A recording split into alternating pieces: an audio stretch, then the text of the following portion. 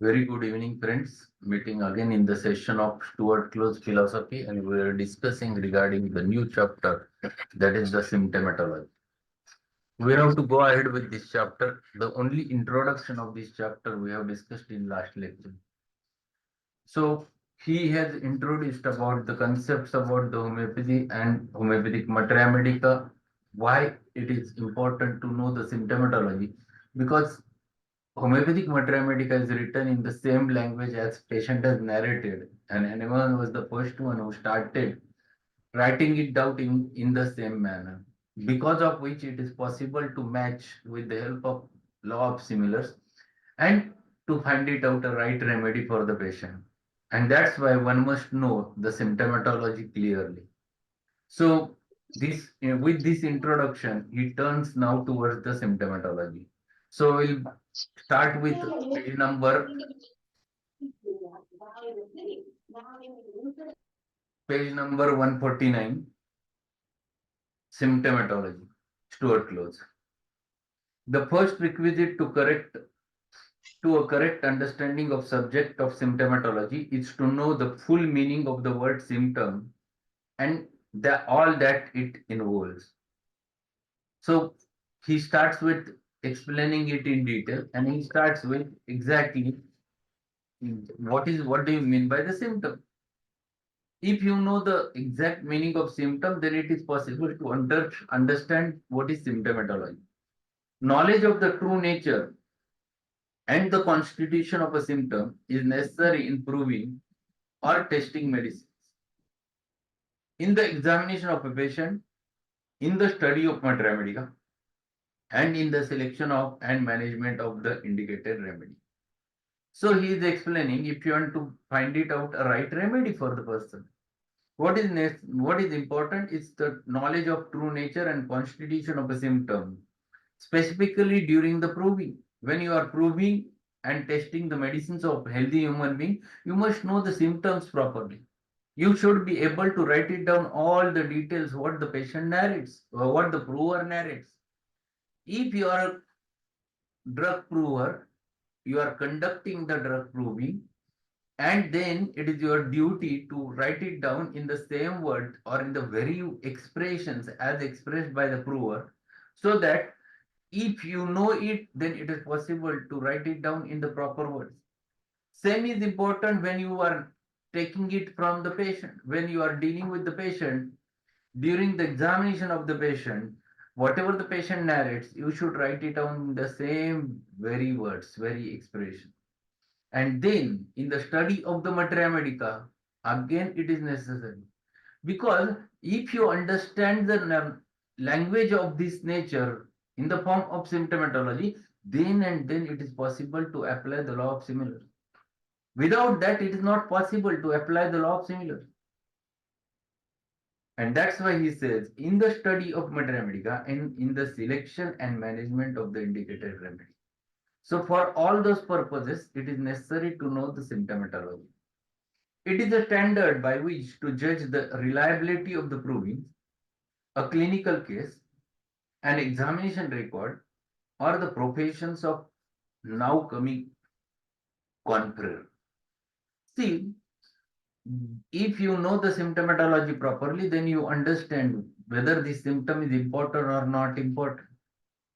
If patient is narrating something, you must be able to judge whether it is a common symptom or whether it is a characteristic symptom. If it is characteristic, it individualizes. It gives directly an identity of the patient.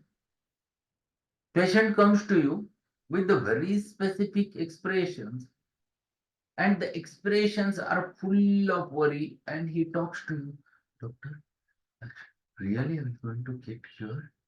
What do you feel? And his whole case taking, he's talking like that. Whole case, he's just worried and worried, worried and worried. That is more important. The anxiety which is expressing on his face, on his counter, in a mild tone, and continuously asking you same question again and again. Then you can catch, yes, this has a meaning. Every patient will not going to talk to you in such manner.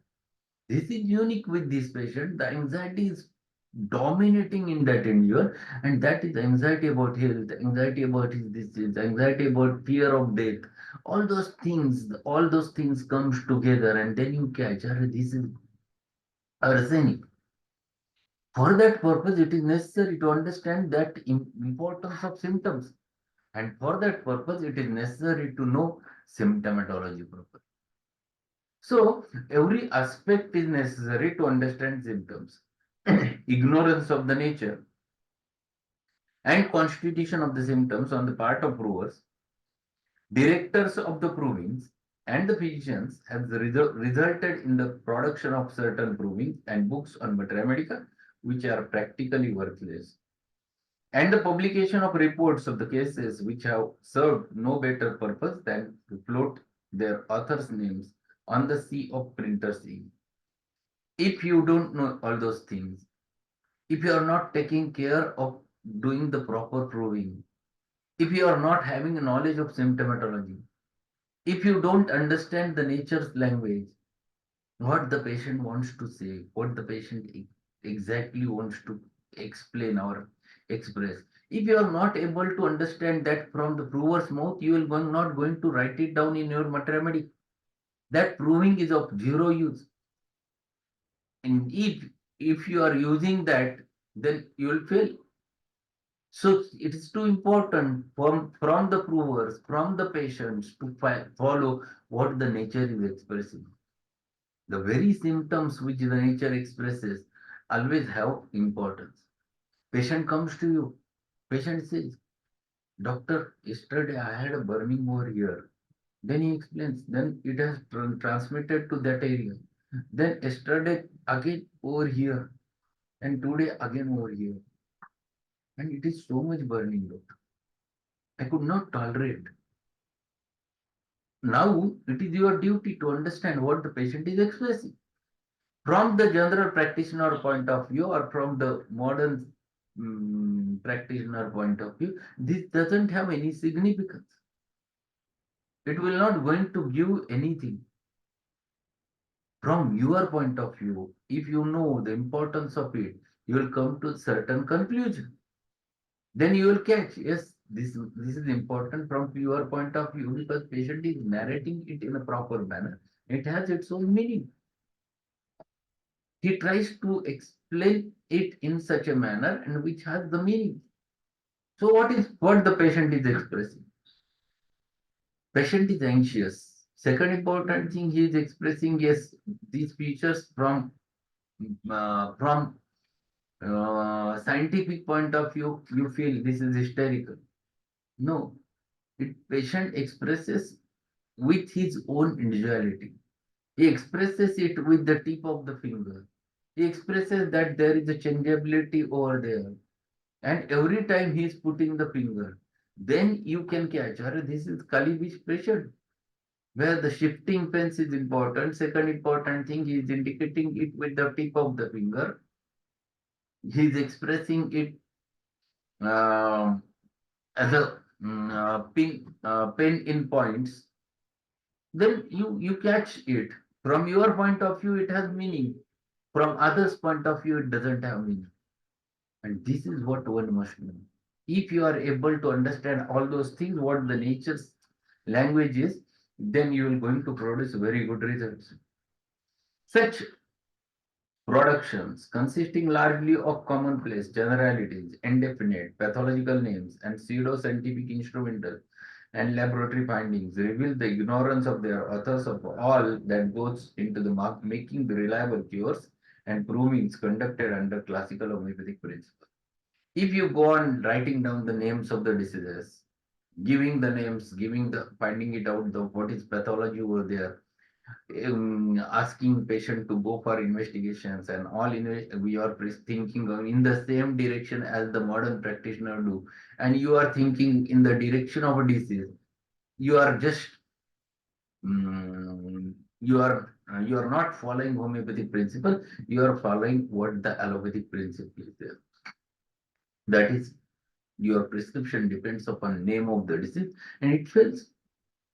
Homeopathy is not like that. Homeopathic medicine never depends upon the name of the disease. The diagnosis is not important for the prescription point of view. Yes, it might be useful for you only for the purpose of understanding what disease he is suffering from.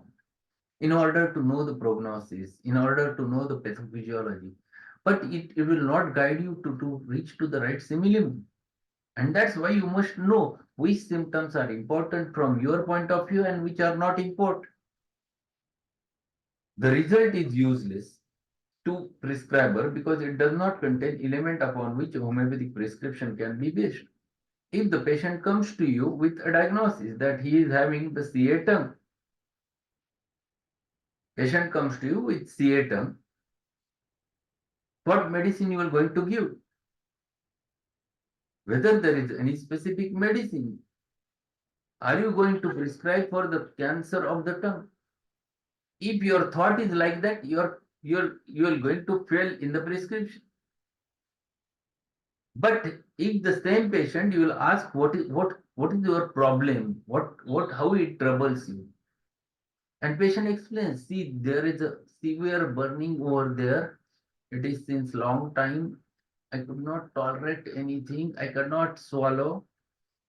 You observe that tongue is absolutely one part of the tongue is totally involved. It is having very much burning pain. Then you ask what is the thing with which he feels better. He says, doctor, I hold the warm water inside my mouth, then I feel better. Now here is the role of homeopathy starts, where the symptoms indicates his disorder, which are unique, which are peculiar. Now his cancer, where the pain is of a burning type, ameliorated by holding warm water inside the mouth, has the meaning and has the expression, the remedy is arsenic alcohol. So your remedy never depends upon CA tongue, your remedy depends upon the symptomatology which carries the modality characteristics, sensation. Then and then it is possible to reach to the right remedy. And this is what he wants to explain over there. Labeling the disease never allows you to go for prescription. Labeling disease, with the labeling disease, you will be nowhere. It is not intended to belittle or ridicule laboratory or instrumental finding. What he said, you should not just belittle म्हणजे कमी लेखन. It is also important, but it is not for the prescription point of view. Keep it in your mind. This is not for the prescription. So it is not intended to belittle or ridicule laboratory and instrumental finding. Such observations are useful and necessary for certain scientific, particularly diagnostic and pathological purposes, but they are only a part and very small part of homeopathic provings or of a clinical symptom records designed for the use of prescriber. So these are the things. Labeling the disease, yes, for the understanding it's okay. If you label that there is a CA term, and if you understand that, yes, it's well and good because then you understand the prognosis. Yes, there might be a prognosis is worse or not, whether there is metastasis or not metastasis, how much it has involved the human being. All those things are necessary in order to explain to the patient, yes, what may be the future. But it is not useful for the purpose of finding it out a right remedy for them. Right remedy always depends upon the symptomatology, which has a characteristic of base. So, if you see cancer of tongue, you're going to find it out. There are many remedies. You open the cancer remedy, mouth, cancer, tongue. There are many more. It doesn't have significance. You're not going to get a remedy over there. But if you are going to find it out exactly the characteristicness of it, exactly the nature, then it is quite easy to prescribe. And this is what he is explaining over there. They cannot take the place of more important things which have been left out. What those things are will appear as the definition of the symptom precepts. So this is what he's explaining. Before a pathology, there are many functional symptoms, and those symptoms are very important from your point of view. Patient expresses certain, to start with certain symptoms, which has location, characteristic location, which has a characteristic sensation, which have characteristic modality or concomitant, whatever it may be, but which, because of which the symptom was becoming characteristic, because of which you are understanding the specifically the individuality, and those are very essential from your point. So diagnostic symptoms are not at all important. You must have the characteristic symptoms in the case which will define you the right remedy. And then he further goes. What do you mean by exactly the symptoms? Symptoms defined. In general, symptom is any evidence of disease or change from the state of health. See, very nicely he is explaining. Symptom is the any evidence of disease. So you understand the person is diseased because he has symptoms or change from the state of health to the state of disease, and it expresses through symptoms. Then you understand this is the in materia medica. No relevant fact is too insignificant to be overlooked. There is a place and use for every fact. For science has learned out that nature never triples.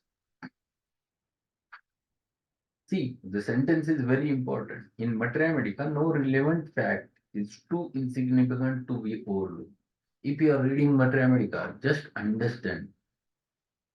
Take the feel of the materia medica. Every sentence of the materia medica has a meaning. So you must know exactly the symptoms. For example, if you open the Allen's keynotes, first remedy is Abroten. What he says over there in Abroten?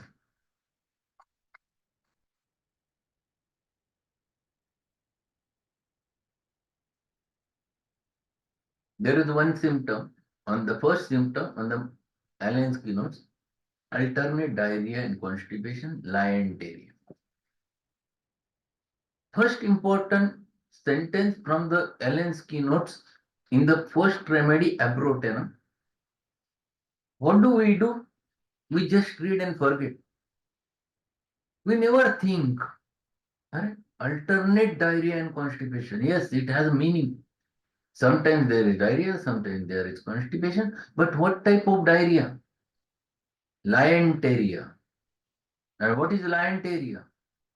Stool contains undigested food particles. Means there is a assimilation which is disturbed, because of which there is a diarrhea, because of which there is a diarrhea followed by alternating with constipation. First sentence, if you understand, then you will understand the core of the remedy. Every sentence from Materia Medica has its own meaning.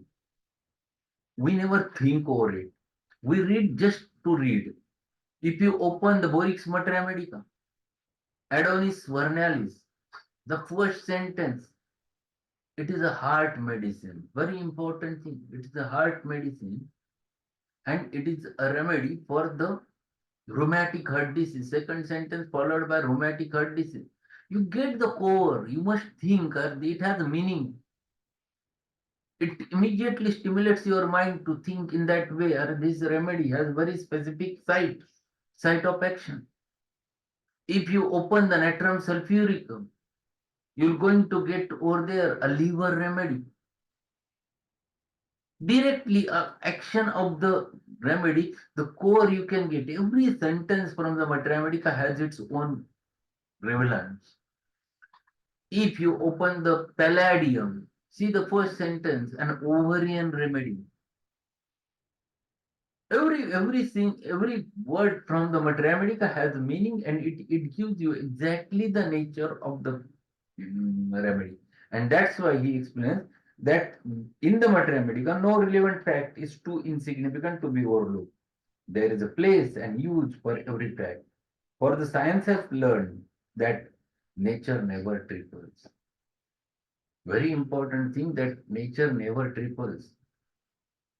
Nature, whatever it produces, has a meaning.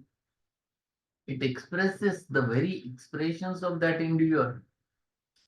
So whenever disease has to happen, it used to produce the individual expressions.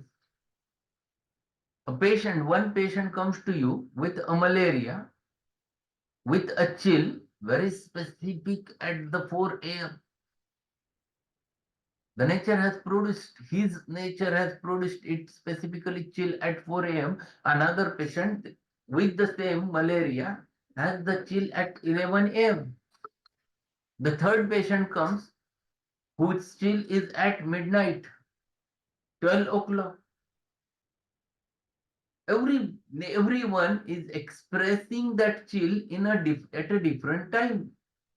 The causative modality is different, and that is the expression of nature, and it has a meaning. You can get very clear cut idea. Yes, first remedy is cedron, second patient it is natramine, for third patient it is arsenic album. All features are very important. A symptom which appears trifling to the careless or superficial examiner may become, in the hands of expert, the key which unlocks a difficult problems in the therapeutics. If you are really a good observer, then you will get the key for the case. There was one patient who came to me for chronic bronchitis, and he was not getting cured with allopathy. Lot of treatment he has consumed. He came to me. He was a in a good position in the office.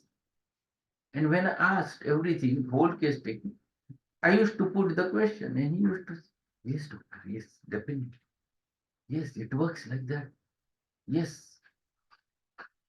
The whole case, he was like doing this, yes, yes, yes, yes, I know. This is his nature which is expressing. The chronic bronchitis is there. That name doesn't give anything to you.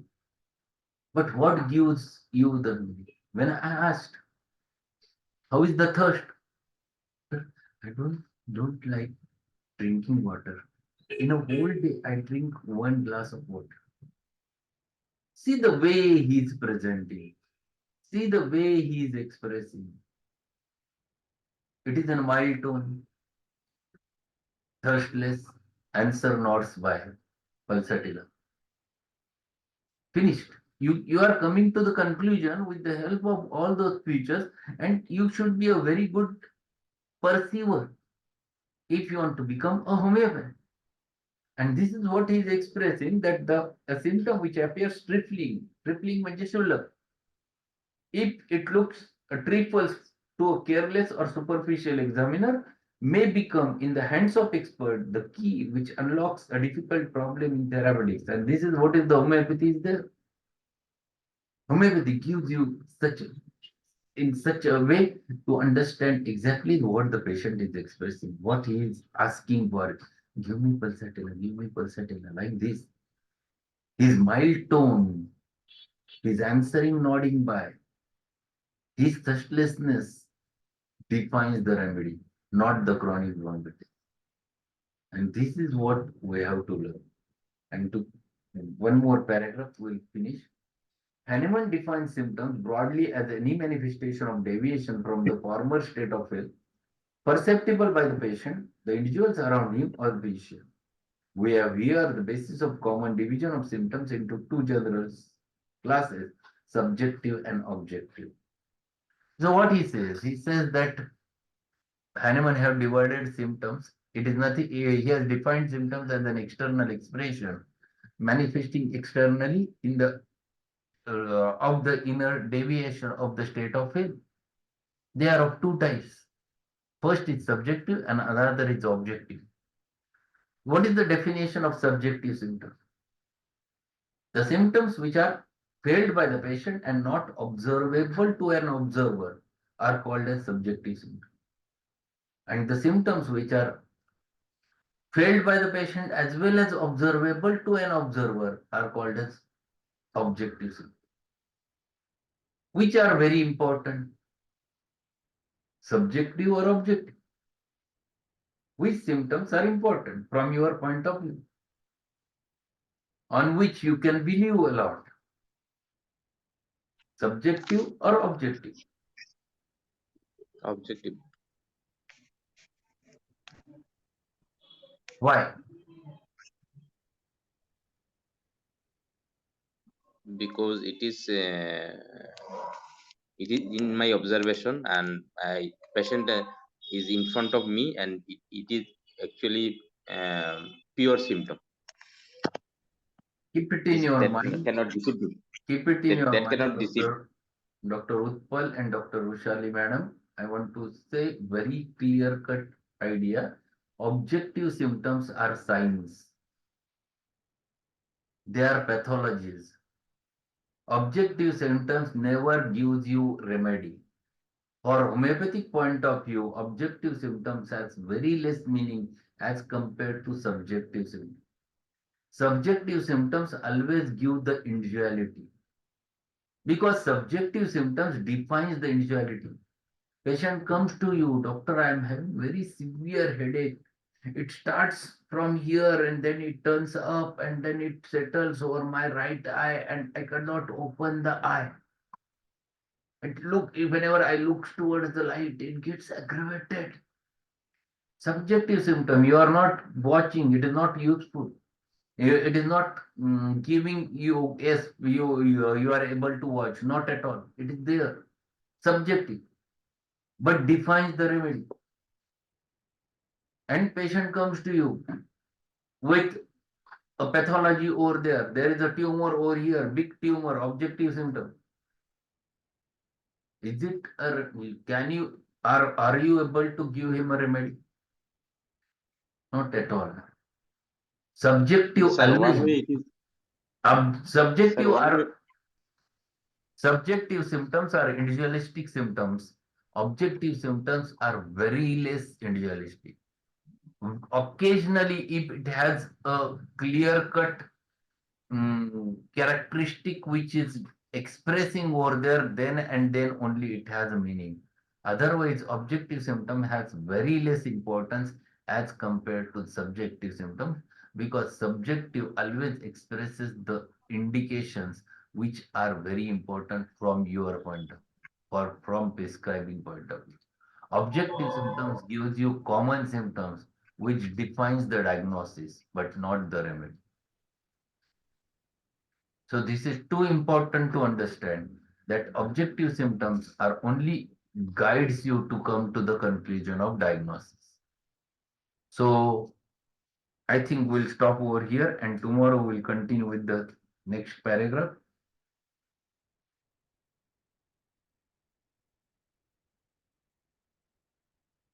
This is a most important chapter which guides us for many things. And that's why we have to understand all those details. So thank you being there. At 8 o'clock today, we'll continue with our aurum. Last part of aurum. Most probably it is possible to cover the aurum in today's session. Okay. So we'll meet again at 8 o'clock. Thank you. Thank you, sir.